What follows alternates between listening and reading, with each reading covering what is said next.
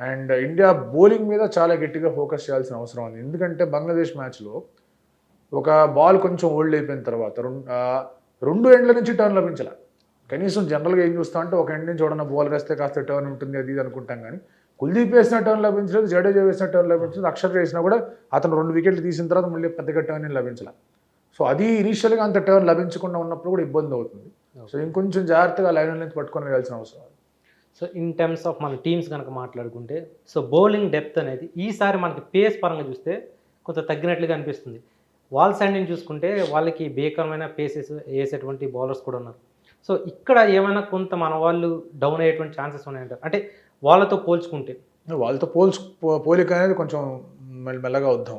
India pace bowling battery అనేది definitely team announce కాకముందు నుంచే మనం మాట్లాడుకుంటూ ఉన్నాం దట్ ఇది ఎక్కడో ఒకటి తేడా కొడుతుంది పేస్ బ్యాటర్. ఎందుకంటే పీక్ ఫామ్లోనే బుమ్రా లేడు.